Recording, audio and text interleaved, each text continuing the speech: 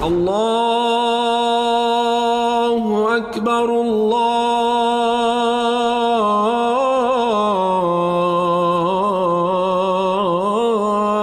أكبر.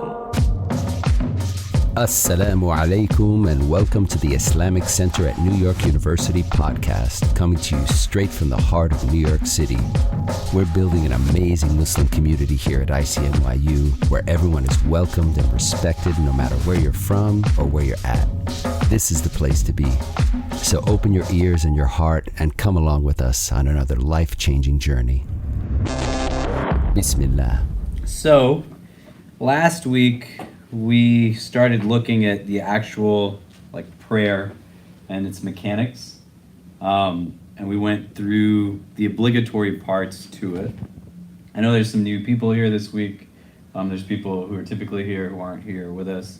So if it's your first time here, we've been recording all the classes. You can find them on our YouTube channel. You can listen to things on our podcasts. I'm also happy to meet with people one-on-one just to kind of get you up to speed. But the idea of us doing this is to take a deep dive into what is a foundational element of ritual in Islam, the prayer, meaning the daily prayers, and to present it in a way for those who are new to Islam. They might have been born into a Muslim family, but they're rebuilding their relationship with their faith, they're converts, they're exploring Islam, that allows for the mode of engagement to be one that understands kind of where you're at in this phase of your life, and doesn't necessarily become overwhelming in a way that it doesn't have to be, but it's presented in a way that shows there's kind of a systematic approach, so you don't have to overnight suddenly learn Arabic, for example, or suddenly know the meaning of all these different things, or have things literally get lost in translation. That makes it feel very kind of disconnected and foreign. Does that make sense? And so already what we've done, just to get people up to speed, we took a deep dive into the first chapter of the Quran. It's called Surah Fatiha, means the opening, and it's a chapter that's recited in every unit of prayer.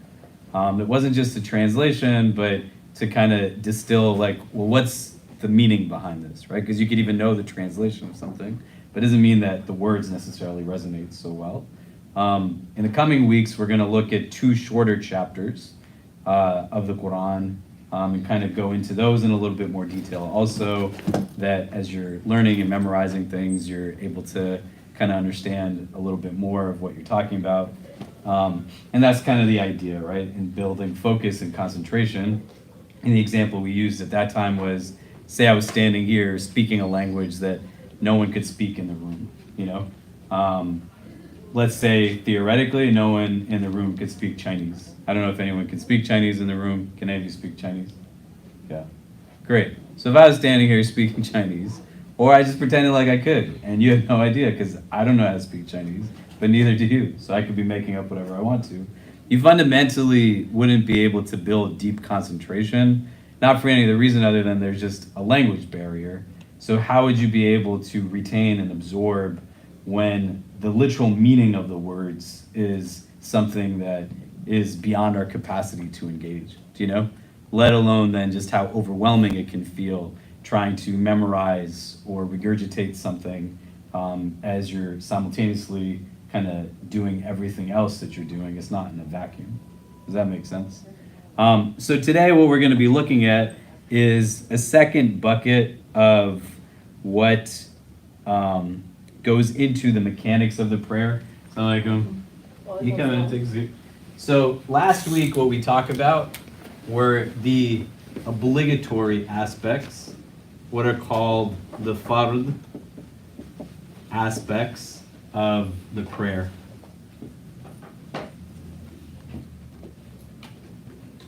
These are things that if they're not present, the prayer doesn't count in and of itself.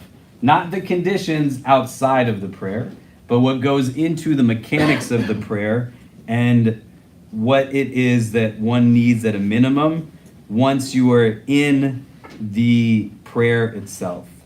Does anybody remember or want to kind of walk us through some of what those were? The integrals of the prayer for those who were here last week. Yeah. Standing. Yeah, so standing in the prayer is the second integral of the prayer. Like the literal standing posture in the prayer. Yeah. What was before this? Intention. Niyya. So the intention was one of the conditions outside of the prayer, right? So you've made the intention, what do you do next? The wudu is also a condition outside of the prayer. Yeah. So I made the intention, how do I enter into the prayer?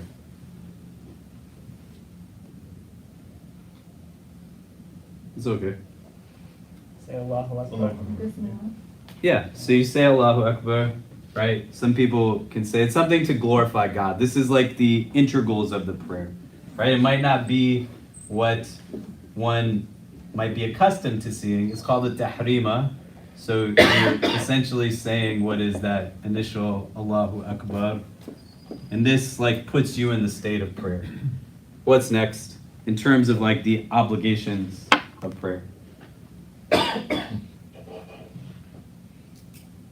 It's okay if people don't remember. They weren't here last time. You can also look at notes you took.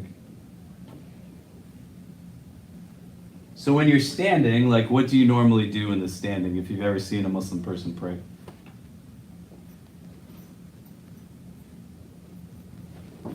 Actually recite the prayer. Yeah, so you're going to recite, right? And in the obligations, all you have to recite is any like short verse of the Quran.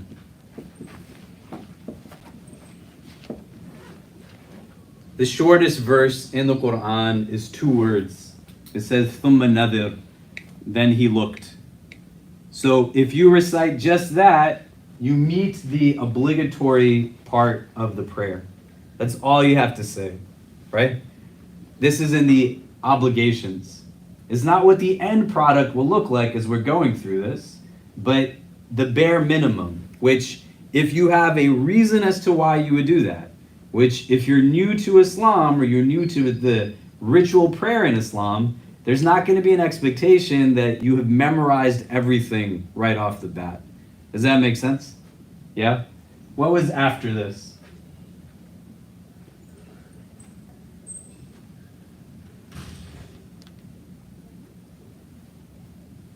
What usually comes next? If you see a Muslim person pray from the standing, what do they do? So they're going to do the bowing, which is called ruku'. And then? Yeah, and then you have a prostration.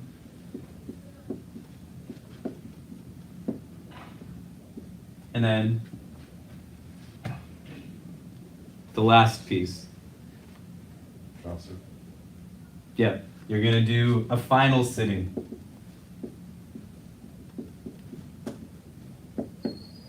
So this is what is obligatory in a prayer. The only part where you have to say something is in this section, reciting any short verse of the Quran. When you talk to somebody who is Muslim, they might tell you what is the last kind of element of it. You gotta memorize this chapter and say all these verses, and when you're bowing, you have to say this, and when you're prostrating, you have to say this, and it can become very overwhelming. The idea is that as you are doing this in the window of time, you are at a reasonable pace learning what are the other elements. These are the obligatory parts. So if this doesn't happen in the course of the prayer, then the prayer doesn't count. The next section that we're going to talk about now are going to be what's called the necessary or wajib parts to the prayer.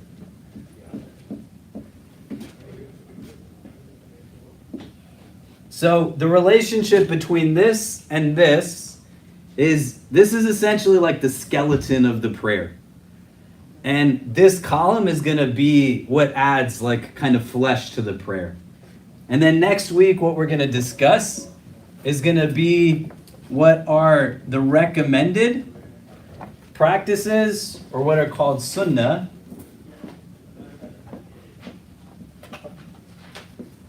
and this is what'll add kind of ornamental, like, beauty to the prayer. Does that make sense? So you conceptualize this as your physical body.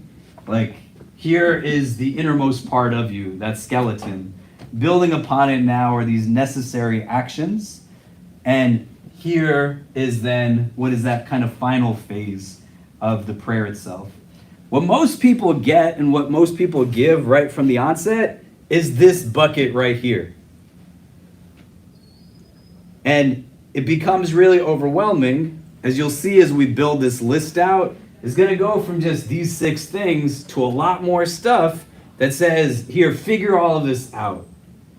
And you don't want to do that in a way that is either overwhelming the person you're trying to teach, or also kind of overwhelming yourself if you're trying to figure it out. Do you know what I mean? Because the postures here and the mechanics to this make it very simple as you're learning these other boxes, right? And you can do this in a way that also creates an ease as you're getting acclimated to, like, the schedule of things. You know, somebody has not prayed 5 times a day in their life ever. Somebody has never woken up at sunrise before, let alone tries to figure out now, like, as they've woken up, like, how do I do this in a way that also I am not dealing with dejection because I don't know these words. I don't know if I'm doing every single thing right, right? But the notion is such that in Islam, like, God knows his creation better than his creation knows itself. And so there's going to be a pedagogy to, like, teaching that isn't just simply enough to say that because a Muslim person prays, they know how to teach us how to pray, you know? And someone might just give you what they have in the first place, but if they're giving you this last bucket as a first step, it can create, like, a lot of stress. Do you get what I mean? So this is where you want to see, like, for somebody who's new to it, somebody's building a relationship, it becomes a reason as to why they would do this. And we're working our way towards this box, which we're going to talk about this one next week. And we're going to go through this section today. Does that make sense? Okay. So where you have now in the necessary acts, I'm going to use a different color marker.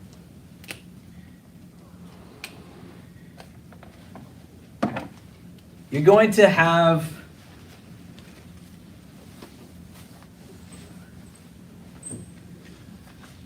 and you want to kind of compare these two.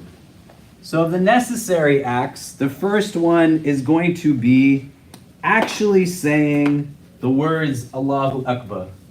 Whereas here, you could say something that's just glorifying God in some capacity, right? But here now, the actual words of saying Allahu Akbar at the initiation of the prayer, when you're beginning the prayer in the tahrima, as opposed to some other form of kind of remembrance of God. Does that make sense? Right? So this phrase wouldn't be something that, like, describes God in his essence, but just something that is kind of praising God, glorifying God. And now here, the specifics of it are going to be that you say Allahu Akbar in this opening thing that's called a tahrima, right? And for those who aren't here, like, a lot of you have probably heard the word haram before. It means strictly prohibited. So those letters are still in this word, right? Tahrima, haram. You can hear, like, the letters in both that are similar. So the idea with this is that when you're entering into prayer, you're now rendering for that portion of time things that are normally permissible, they're going to be impermissible for some period of time, right? Like, you're not going to be talking to your friend while you're praying. You're not going to pick up the phone while you're praying. You're not eating a sandwich when you're praying. You know, I used the example last week where a friend of mine who used to live with me before I got married, it was like the time of our sunset prayer, and I said, hey, we got to pray, and he was watching the NBA Finals, and if you've been to my apartment before, which some of you have, like their TV faces the direction kind of Mecca. And so he said, okay, let's pray. And he just muted the television, but the game was still going on. And I was like, hey man, like that's not gonna work. And he was like, no, it's fine. I'm not gonna watch it. And I'm like, no, like what do you mean? It's literally a flat screen right in front of us. How would you not watch it? The challenge isn't one of anything judgmental, but it can't have like simultaneous actions happening in the course of the prayer. You can't be like watching TV while you're praying the ritual prayer. You know, just like you wouldn't be like walking or doing different actions simultaneously, right? So the tahrima is putting you in that state that in that moment, it's not that it's religiously impermissible to talk, but in the course of the prayer, you're not going to be speaking to someone. Does that make sense? So transitioning from here to here, the specifics of it are that you are going to start entering the prayer with this phrase right at the onset. Allahu Akbar, that God is greater. God is the greatest. Does that make sense? And you want to think about it from the standpoint of mindfulness, right? They're not just words that are being uttered, but it's giving an affirmation, right? God is greater than that anxiety that I feel. God is greater than the argument that I have. God is greater than the boss who won't let me pray this prayer, right? You're in this space where you are now affirming that I am here standing in front of my Creator. Islam is a very pure monotheism. You don't need somebody who is quote unquote religious to lead you in prayer. You don't need somebody else to like supplicate to God for you. Your prayer is heard across the board.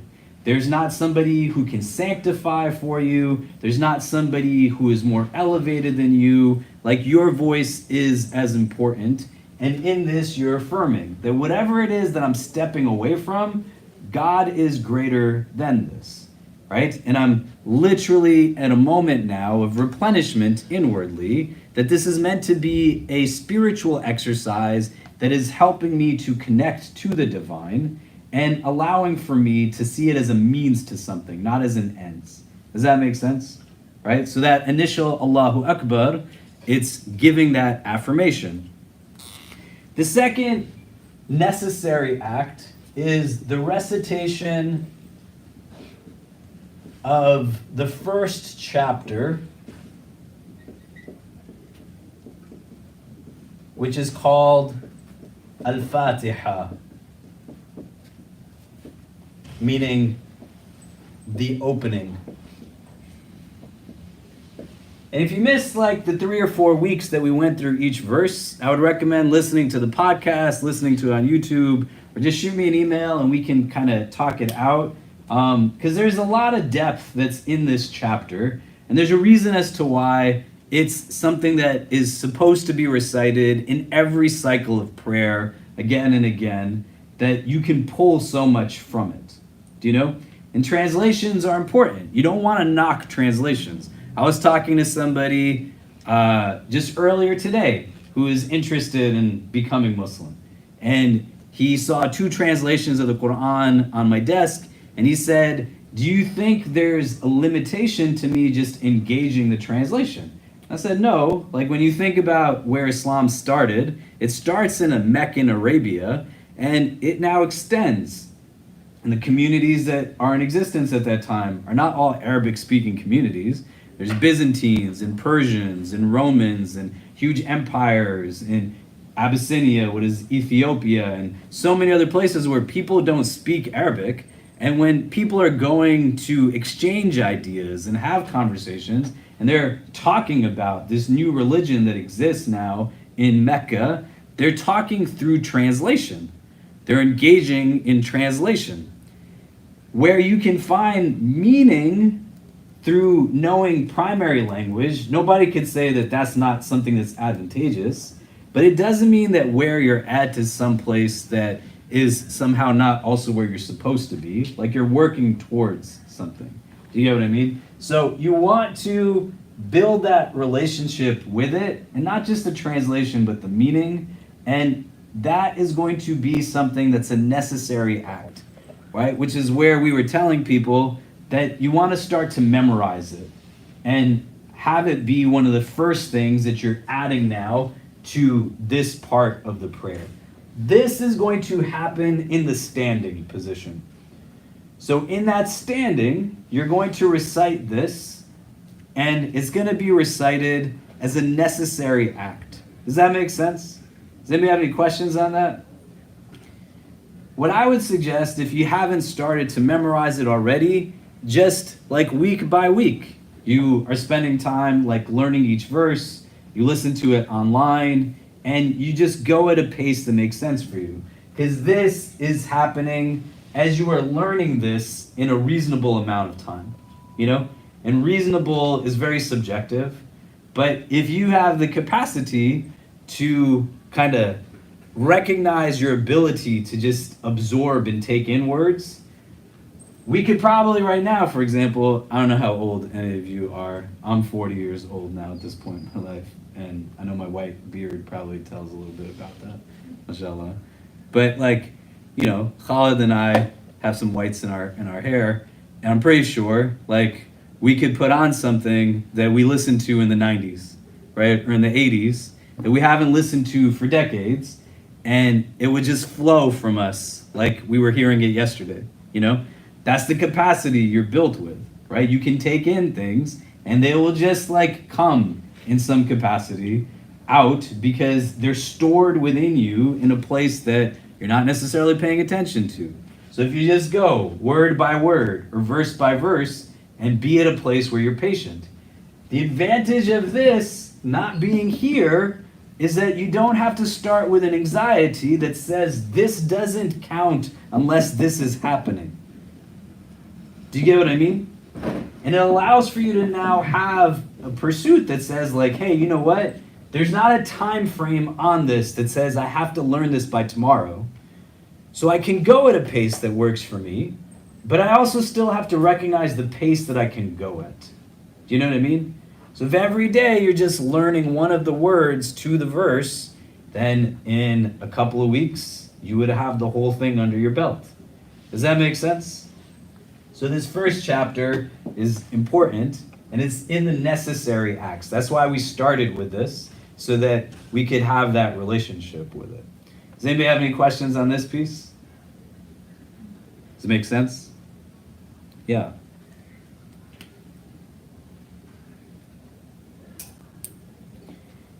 And building off of this, you're going to recite one long verse or 3 short verses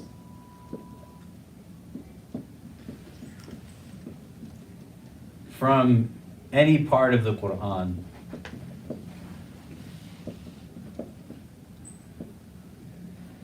And that's why we're going to look at those 2 chapters in the coming week. One is called Kawthar, which in Arabic, it means essentially like a multitude of like blessings, right? Like if you have any familiarity with Arabic as a language, words are built off of like kind of patterns with root letters. Does that make sense? Is that like a good description? No, it's not. I can tell from your faces. Great. Like in Arabic, if you have the word for prostration is sajda in Arabic. And the place of prostration is called masjid, right? It's got the same letters, right? A book in Arabic is kitab, and the word for office in Arabic is maktab, and the word for library is maktaba, right? It's got the same letters. You see what I mean? Right? So things follow patterns, and you just stick the letters in the patterns, and they'll denote like a meaning. And so the word Kawthar, for example, like the word for like a lot of stars in Arabic is Kawkab, right? Like we were just in Northern California, my family and I, and my kids, like we've taken them to different places before, but if you've ever been in the mountains of Northern California, or parts of like Reno, Nevada at night. It's just like an open sky filled with like beautiful array of stars. It's amazing to see. It's very replenishing, right? To go out into these places. And Islam is very much so like a religion that's based off of kind of having this elemental relationship with the world around you. You know, we make our kind of washing up for prayers with water. You know, our prayers ourselves are based off of like a cyclical pattern of the sun. It's telling you to look at the natural world around you. So when there's like all of these stars surrounding us, that would be described as kawkab, right? Just like thousands of stars all around you. The word kawthar, like you can hear how it has the same kind of pronunciation as kawkab, kawthar. So kawthar isn't just blessing, but it's like tons of blessings. You know, that chapter is a chapter that like most Muslims memorize because it's super short, right? And there's a ton of people who they just read that in the prayer. It's got a lot of deep meaning to it. The other chapter we're going to look at is called Ikhlas, which is sincerity.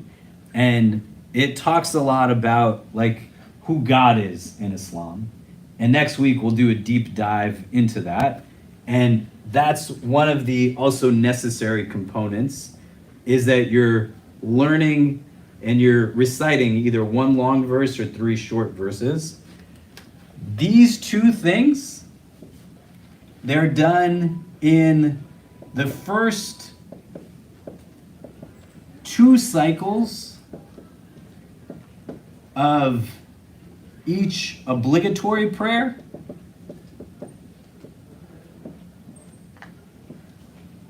And in every cycle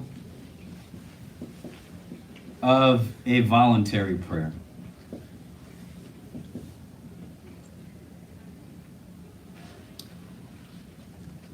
So if we just take a pause at these 3 steps, do you see how this is a lot more than just this? Right? Yes or no? Yeah. And can you imagine if this is what you were expected to do right from the minute like you become Muslim? It's obligatory upon you to say your prayers. So if somebody had to do even a portion of these things, or we're teaching somebody, okay, now you got to do this, this, this, and this, and this, right? They'd be like, how? Like, how do I do this? Do you know what I mean? And all kinds of things that you'll see people trying to figure out that create like more stress.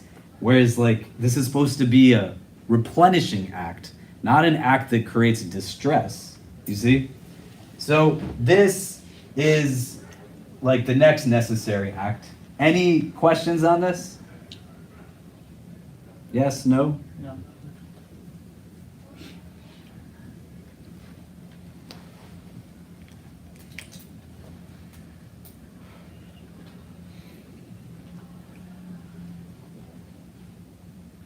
Okay. Then the next necessary act is to prostrate.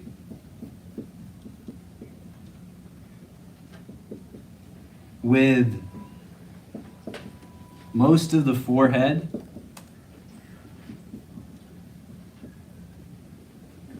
and the hard part of the nose touching the ground.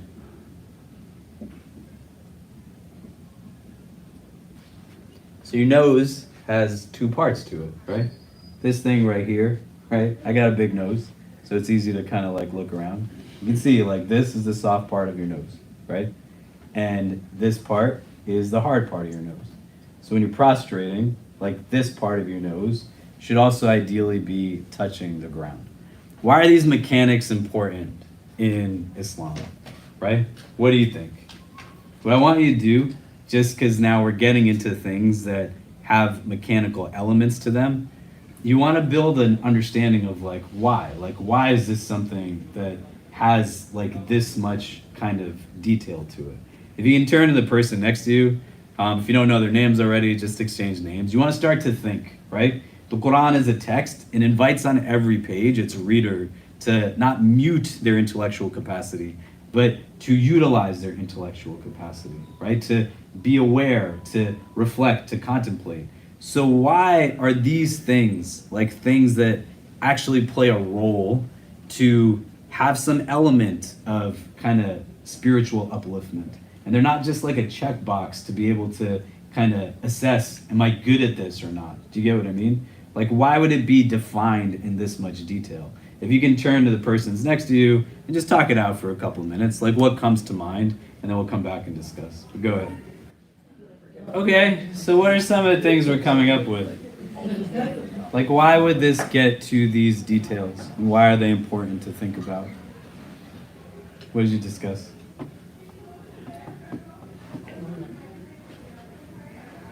So you gonna say something? You don't want to say something? Why don't you tell us what you talked about?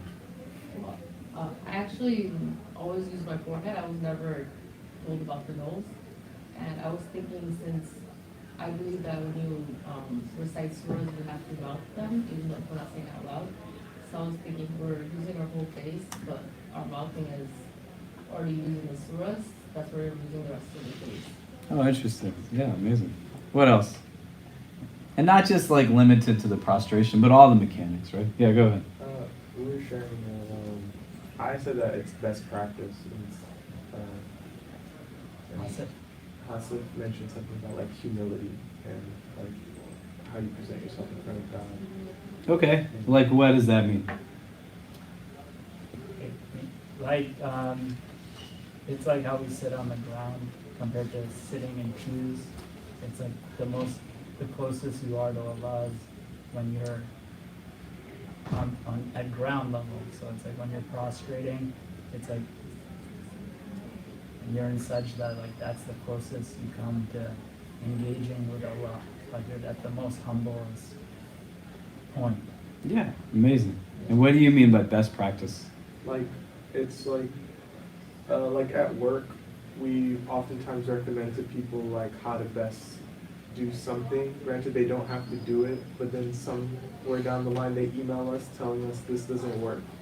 It's kind of like that. It's like if you ask me how do you get the maximum prostrating results that you can get, like your face being, like your vision being blocked, your face in that position, that is how you do it. Not, still being able to kind of look out of your periphery or something, like something like that. Like Makes sense. Just thinking on a more technical. What is like the yield supposed to be as at the end of this? Like what's the impact, like theoretically, through all this supposed to be?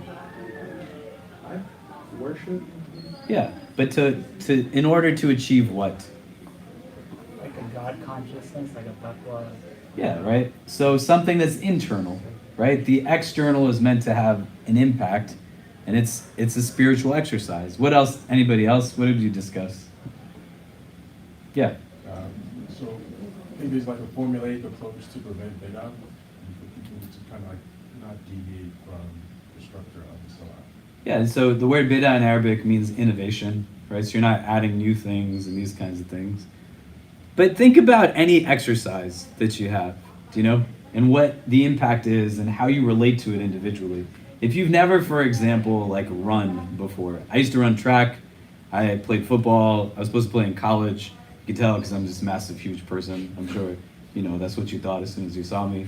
And I got injured in my senior year of high school, so I didn't end up playing in college and recruiting stopped. I had multiple concussions. And I did that for a while. I had a trainer and, all these kinds of things. And I have 2 children. My daughter's 10, my son is 7. They're amazing. I love them both. And I remember seeing my daughter run like once some years ago. And I turned to my wife and I was like, she runs so weird. Like when she runs, it looks so crazy when she runs. And my wife said, stop talking about your child, right? But it's not just about like what you look like, but what it's actually doing to your body.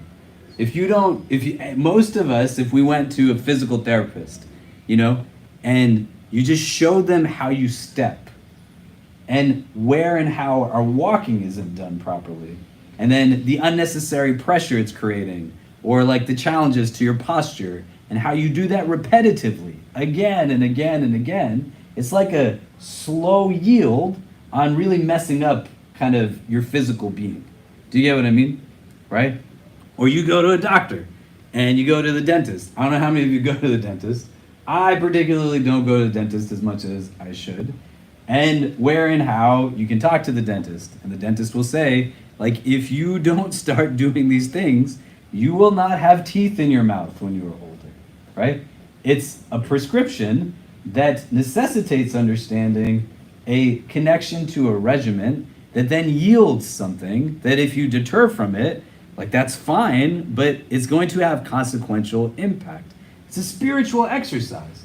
It's going to have mechanics. They're meant to like go into a place. Does it mean you would get nothing from it? No. If I run ugly up a mountain, I still ran ugly up a mountain, and I probably build up endurance and lung capacity, but it's not getting to the maximum of what I could yield if I was doing it formulaically correctly. Do you know? If I had never like exercised before, right? If any of you have tried to lift weights, the first part to it, you're not gonna lift as much as you automatically could because you're getting used to like the balance of something, right? And doing something you've never done before. And when you do it for like a month or a year, you're that much more kind of innate in the practice. Do you get what I mean? Does that make sense?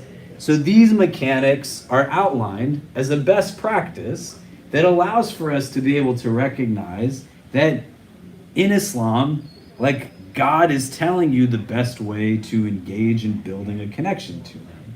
And all of these things go in a sense of twofold. One, there's an ideal that you want to get to, which is that end form. And working your way to it is going to be a process. And two, that end result is going to be what is not like outwardly the goal, but inwardly will yield the maximum potential as a spiritual exercise for the deepest connection to God. Do you see what I'm saying? Does that make sense? Right? So as we start to go through some of these things, does it make a difference? It makes a difference in terms of just like the intentionality behind it and recognizing that I'm not the one that is determining the best way to do this. Like this is being outlined for me and I want to have particulars with it. Do you get what I mean? Does that make sense? But just as you're starting out again, it's a little bit more simple than that. Do you know? Because you're getting used to things. If you've never like prostrated your head to the ground, you got to get used to it, right? If you've ever been here when somebody takes their shahada or they convert after Jummah, and I'm usually sitting just on my knees, because I've been sitting like that for a long period of time, right? People come and they try to like mimic it, and then their legs fall asleep and they can't move, and then when they try to stand up, they like fall over. Because they've never like sat like that before, do you know? And I'll say to them, you don't have to sit like this. Like it's not something that's a part of this thing. You can sit in a chair. You could do this or that. But it's something that there's a wisdom to it being a gradual progression because you have to get accustomed to even being in those positions if you've never done it before, right? Who bows on a daily basis? Do you know? And so just getting used to the posture. Do you see what I mean? Right? Who puts their forehead on the ground on a daily basis? Right? And just getting accustomed to it and then working your way to a place where it becomes more precise. Does that make sense? So here, this is now a necessary component that you are prostrating in that way. Can I erase this? Yeah? Okay.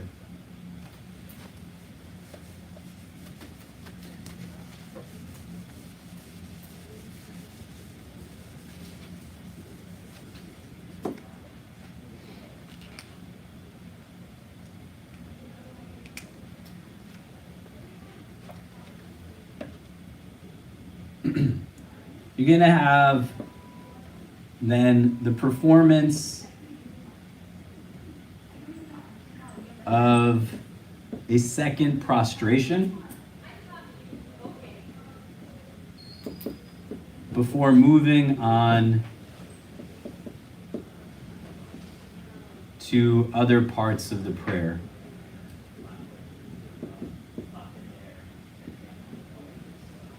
So when I'm praying, right, I'm going to be in the standing position. I'm reciting those verses from the Quran. I'm going down into a bowing position.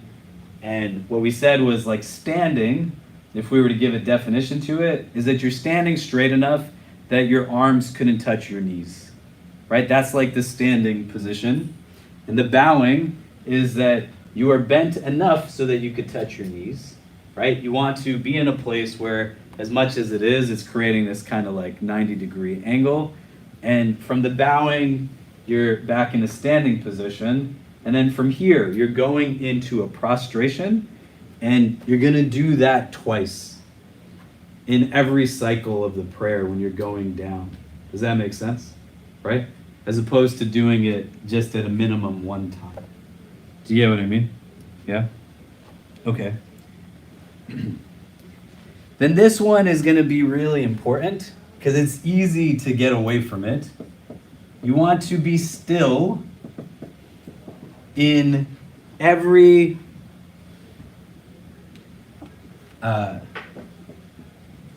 integral of the prayer.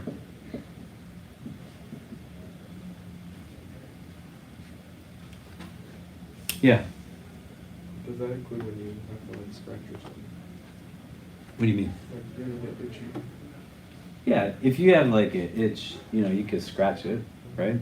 But as you're building this as a spiritual exercise, what people will say is like where your heart now starts to be present in prayer, it starts to become like what is kind of overseeing the rest of your being. Do you know? So it doesn't mean you become like devoid of your surroundings necessarily. Like when you're taught to lead the prayer, for example, right, you have to be able to hear what's going on around you, because if you make a mistake in the recitation, somebody behind you is going to correct you. You can't hear them correct you if you can't like hear what's going on around you, right? You're not in this like Jedi Knight moment where all of your senses are suddenly just zeroed in to like what's right ahead of you. Or when you're taught to lead the prayer, you're taught, for example, to listen. Like if a baby cries, the Prophet Muhammad, peace be upon him, he would shorten like the recitation of the prayer because you don't want to cause difficulty to the parent. If you're in a place where you have like kids in your life, right, and you hear them crying in whatever capacity, like, do you get what I mean, right? So you want to limit movements unnecessarily in the course of your prayer, right? But stillness is both in terms of like your actual form in it, as well as like when you're reaching like certain postures in the prayer, right? So I don't want to like go up and then down and up and down and up and down without any kind of like rest in between, because then it's just like not separate motions, but just one like big movement altogether, right? And each of these is meant to be its own posture. This becomes really hard for people, right? Like there's social experiments that are done where individuals are put in a place of isolation and they're given like nothing other than there's a button in the middle of the room. And they're told if you push the button, it's going to shock you, And then they're just left to their own devices in the room. And statistically, like most people push the button, right? More men push it a higher number of times than women. And you'll have some that push it just like a little bit, a couple of times, a handful of times. And then there's some people who are like pushing it 100 times, right? And you're like, why would you do that? Because people don't know how to be with themselves. Do you know what I mean? There's like this constant need of having to exert a relationship of something outward. I don't know how to be still, right? In modernity, there's so much that is amazing. We can literally land on Mars. We're in a place where you can understand things at a subatomic level. We could right now live stream this to people all over the world. I get emails from people after who aren't here in person. I'm listening to this from this part of the country. I'm listening to this from here. I'm on your podcast here or there, right? Which is great. Modernity also has certain gaps, and one of the biggest gaps in the prism of modernity is the diminishing of places of stillness. That people don't know how to rest, do you know?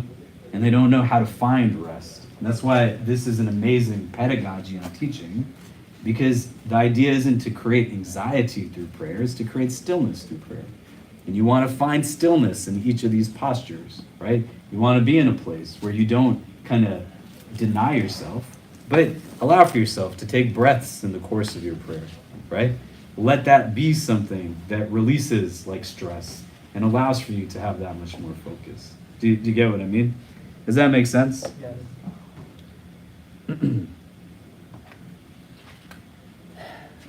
The next is going to be the first sitting in a prayer. So here we have as an obligation a final sitting, right? But this is going to be a first sitting. Prayers take place in units, cycles. In Arabic it's called rak'ah. And you're going to have like 2 cycles of prayer, 3 cycles of prayer, or 4 cycles of prayer. In anything that's more than 2, there is going to be 2 sittings.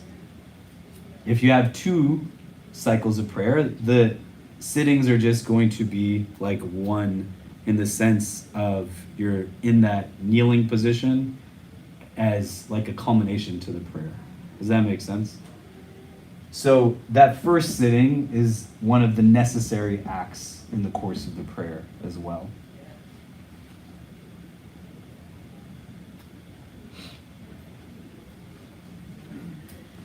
Then there's a part to this that after we do those 2 chapters that you're going to learn to recite in the first cycle of prayer, there's something that's called the tashahhud. And this is something that you're going to recite in each sitting of the prayer.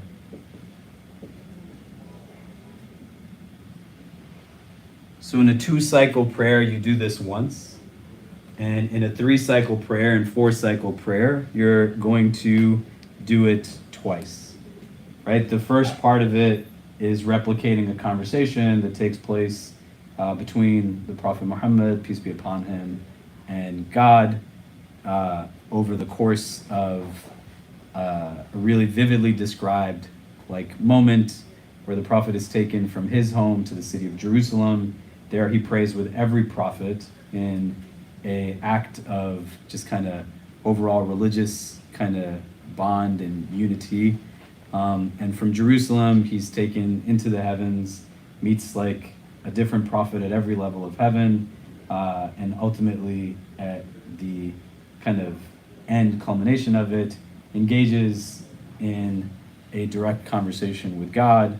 And in the course of that, you have the first part of the tashahhud, which is a conversation with the Prophet and God, where he's essentially like starting saying like greetings and well-being is like for God, and all things that are good and prayers. And the Prophet is then given a response that there's like a greeting of peace descended to him, and then he responds again that that greeting of peace is upon all of us, as well as like those who are the righteous servants of God, right? But customary in the Prophet, and we'll go into it more deeper and explain each word, but it's like a characteristic that whenever the Prophet is given an opportunity for a unique blessing or privilege, he's constantly asking for things for like all of humanity, for all people, like intercession, paradise, heaven, etc. And then embedded in this is that you say like the shahada in some capacity, and that's where you might see people like raising their finger and this kind of stuff. But this is something that's a necessary act in each sitting of the prayer. Then you're going to say salam at the end of the prayer. So in the obligations, that's not like an obligatory act, right? What you would do here is just like end the prayer. You do an act that one could easily discern is outside of the course of the prayer, You You like reach for your coffee, you like do this, you do that. Do you know what I mean? Does that make sense? Yeah. And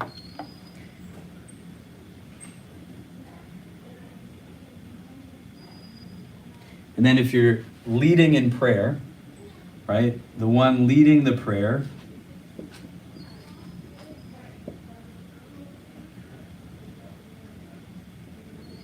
recites out loud in the first 2 cycles of an obligatory prayer.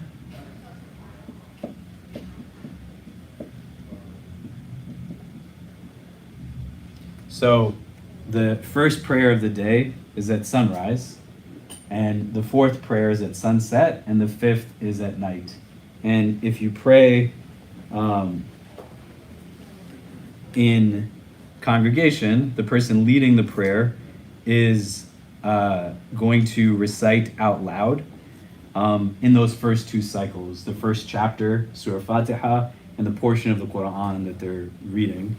In the 2 middle prayers, like the one that's at noon and in the mid-afternoon, it's not recited out loud. And when you're reading alone,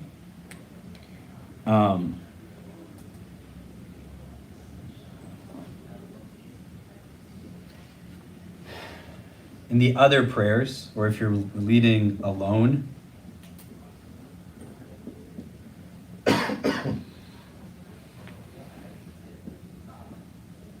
you read silently.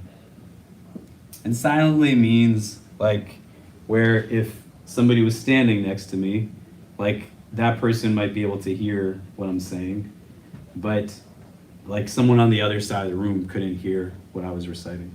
Does that make sense? Okay. There's 2 other parts that fit to this that are related to the Eid prayer, as well as like another prayer is called the Witr prayer that we'll talk about another day. We're gonna take like a quick pause here, but what I'd love for you to do is just talk about what you're taking away from this, any kind of questions that come up, and then I'll be right back and we'll wrap up with a couple of other things. Yeah? Okay. So where are people at? Where did you take from this so far? What were you talking about in your kind of groups and conversations? Yeah. I was nice enough to talk to Hector that I was sharing that being born into Islam, I'm happy that you're breaking this down, because as a kid, you only know, like what I was saying, the extreme right, which is the Sunnah. So as growing up, if you don't do it like the Sunnah, sometimes people start pointing at you like, hey, you missed this or you missed that, or that wasn't correct, or like, oh, it's not, the whole prayer is like not valid anymore. But I was telling Hector that I'm happy that you kind of broke it down like this, because it makes me feel better, because maybe as a kid, like I was technically doing everything right on the left, right? Like on a technical basis. And even people in my family who didn't know how to read all the surahs or knew how to do it, that people would have criticized, they were technically doing it correct. So I was just saying that I'm happy that I'm learning it, how you're learning it, even though I was born into Islam, that makes me feel better. Yeah. So thank you. I'm glad to hear that. Yep. Any other things that come up for people with thoughts, reflections on things? Yeah. Great. So what you want to start to do is, as you're exploring it, again, like think out this part and recognize, like whatever part of the journey that you're in is not something that requires you to know everything before you become Muslim, right?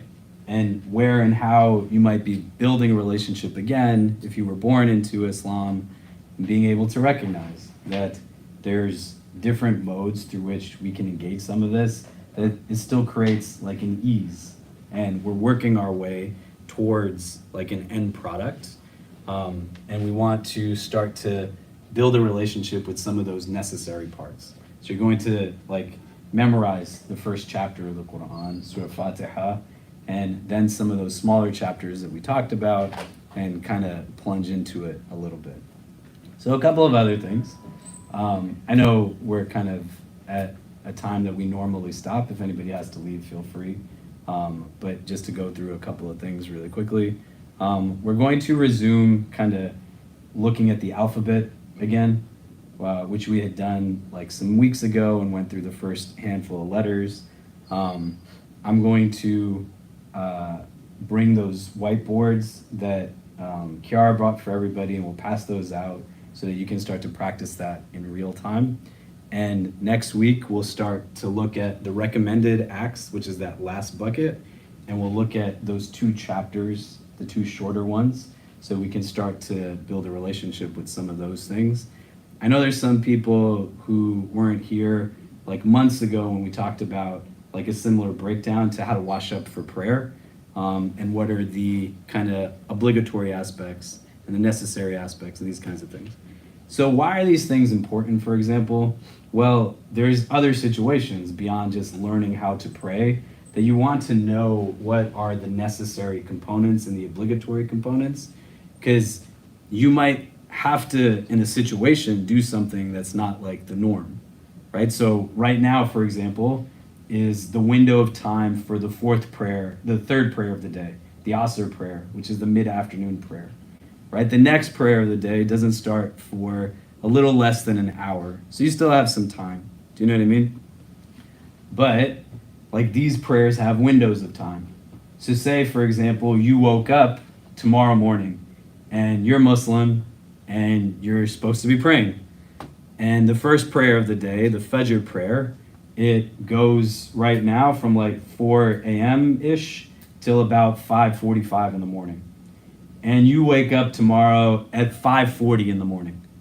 You get what I mean? You have 5 minutes to wash up and pray the prayer. Does that make sense? So situationally, like when you're washing up for prayer, you might only do the obligatory parts to it, and you might have to just do what's the bare minimum so that you actually pray within the course of the window of time. Do you get what I mean? And you can adapt to it, right?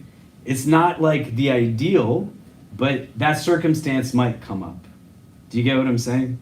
Right? Or situationally, for example, you're at the workplace and you have to figure out, how am I Muslim in a place that Islam is not the norm? Like, what do I do in these situations that's different from when I'm in the comfort of my own apartment? Or if my family's not Muslim and they don't know that I'm Muslim, like how do I kind of manage some of these things still that require me to be able to still get done what I need to get done, but in a place situationally where I know how to adapt and apply it, that other people might not understand the nuance of that, right? And the generalization I'm comfortable making is like, sometimes people who are born into it, they don't get what it's like to actually convert into it.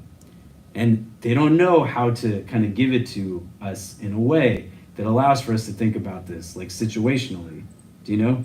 And see where there's like flexibility and see where there's malleability. Do you get what I mean?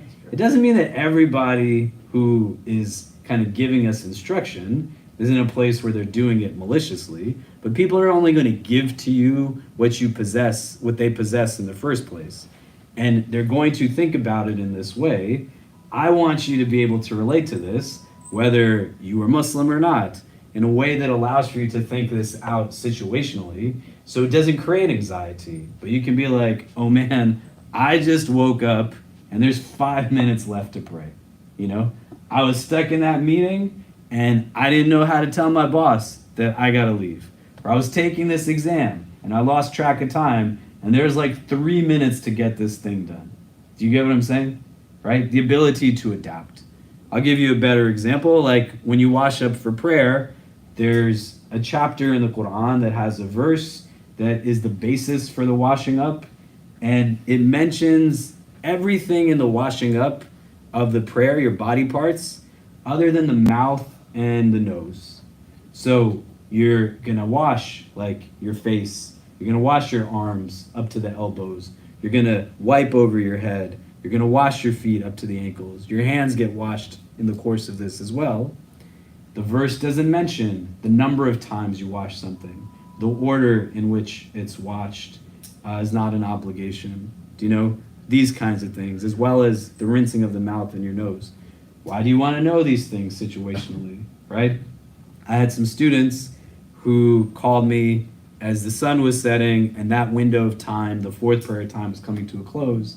This is in the winter, and they're sledding in Central Park, and they're like, what do we do? Like, we have to wash up for prayer.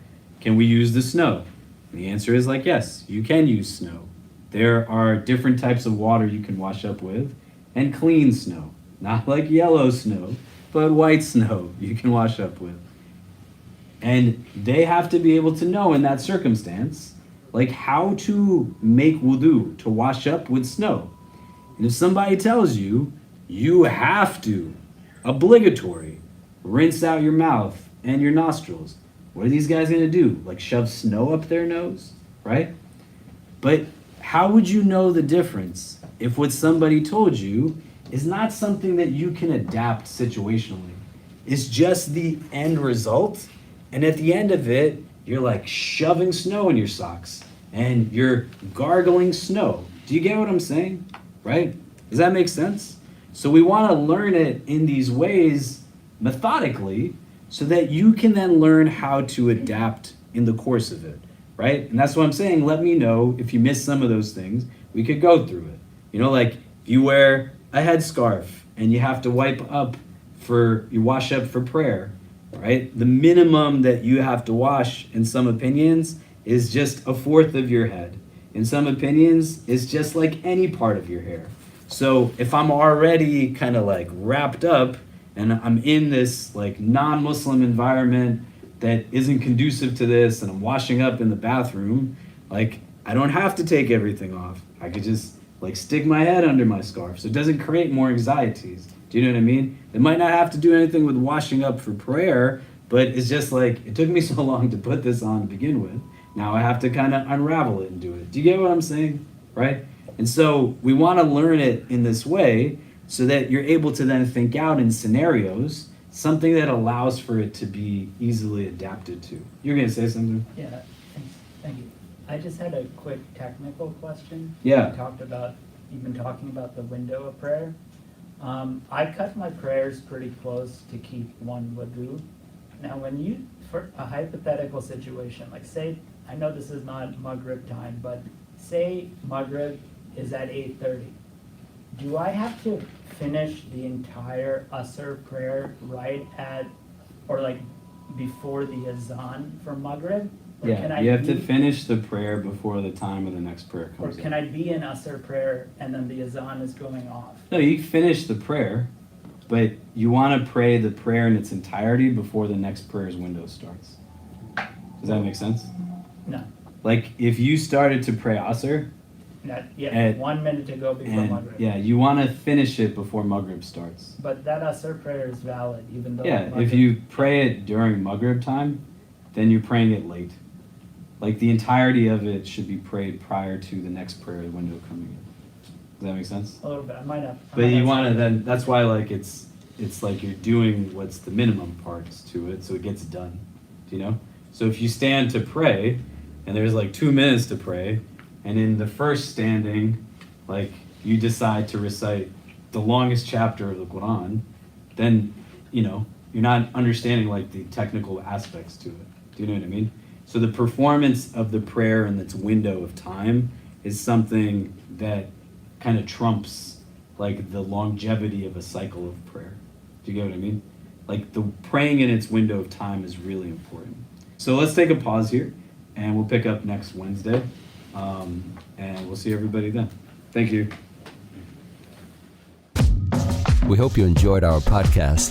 If you're inspired by the work that we're doing at the IC and want to help keep it going, subscribe to our podcasts, follow us on social media, donate to help support us at ICNYU.org, and most importantly, keep us in your continued du'as.